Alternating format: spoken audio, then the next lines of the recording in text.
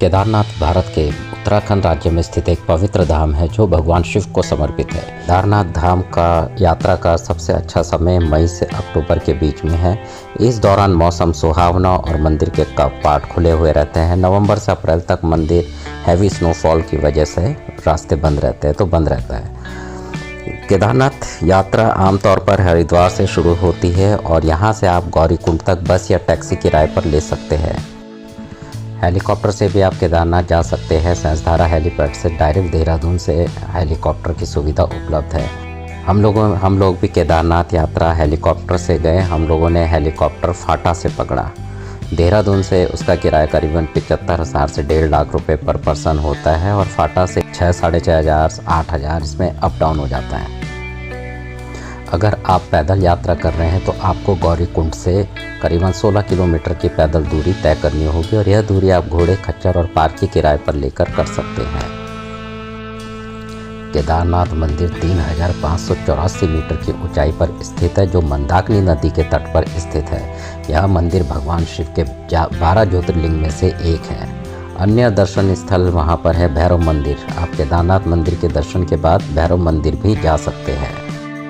सोनप्रयाग केदारनाथ से लगभग 19 किलोमीटर दूर और यहाँ से बद्रीनाथ के लिए सड़क मार्ग से जाया जा सकता है। यात्रा में लगने वाला समय हरिद्वार से गौरीकुंड लगभग 8 से 9 घंटे में सड़क मार्ग से पहुँच सकते हैं और गौरीकुंड से केदारनाथ धाम की जो पैदल यात्रा है वो 5 से 6 घंटे में होती है। गौरीकुंड से सोनप्रयाग 1 से 2 घंटे सड़क मार्ग से लग जाता है क्योंकि वहाँ काफ़ी जाम रहता है।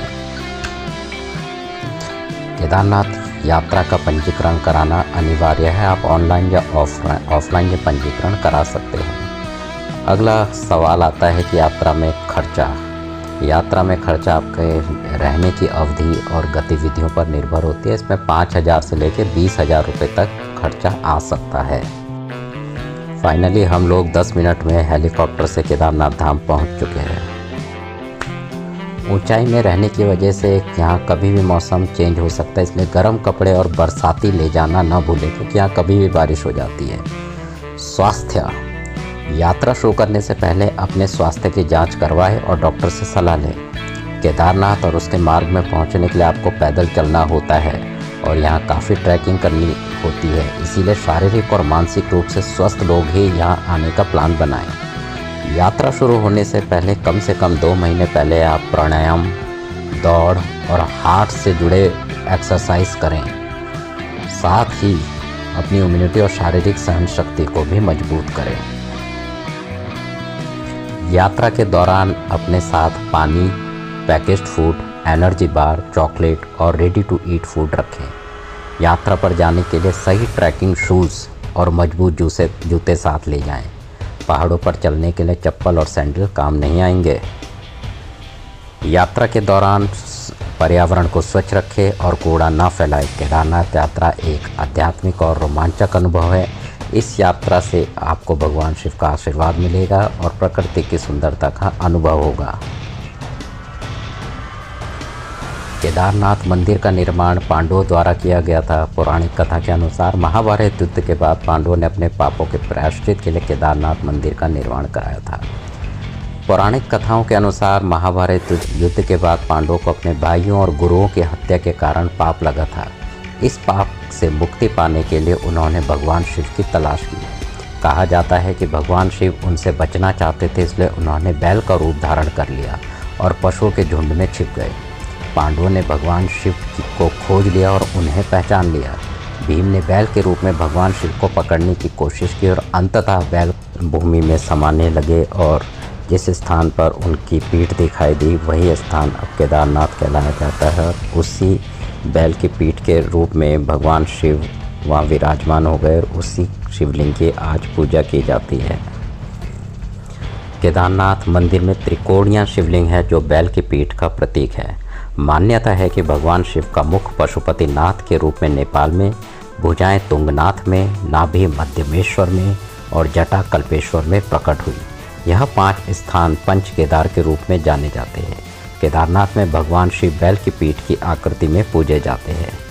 शीतकाल में केदारनाथ मंदिर बंद होने पर ओंकारेश्वर मंदिर में भगवान की पूजा होती है। एक अन्य कथा के अनुसार जब पांडवों ने बैल का रूप धारण किए भगवान शिव को पहचानने की कोशिश की तो भीम ने अपना विशाल रूप धारण किया और 2 पहाड़ों पर पैर फैला दिए। बाकी पशु तो पैर के नीचे से निकल गए, लेकिन भगवान शिव रूपी बैल पैरों के नीचे से नहीं गए और भीम ने बैल की पीठ का त्रिकोणीय भाग पकड़ लिया। पांडवों ने इस शिवलिंग की पूजा की और भगवान शिव ने उन्हें पापों से मुक्त कर दिया। इस प्रकार केदारनाथ मंदिर का निर्माण पांडवों द्वारा किया गया था। बाद में मंदिर का जीर्णोद्धार आदि गुरु शंकराचार्य ने करवाया था।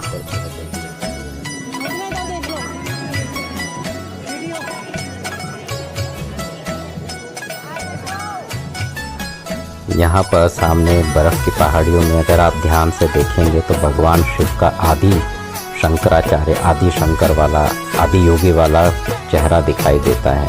ये देखिए, क्या आप देख पा रहे हैं? आँख, नाक, मुंह ध्यान से देखेंगे अगर आप तो देख पाएंगे।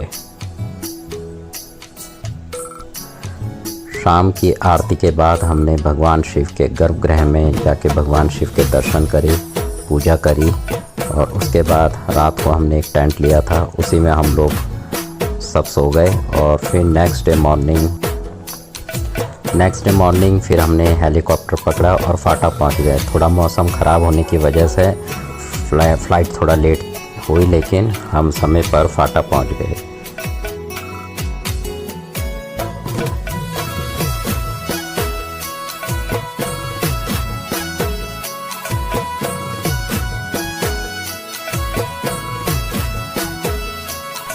ये हेलीकॉप्टर से केदार घाटी का व्यू है। ये देखिए कैसे कैसे पैदल यात्रा होती है, यहाँ दिखाई देती है।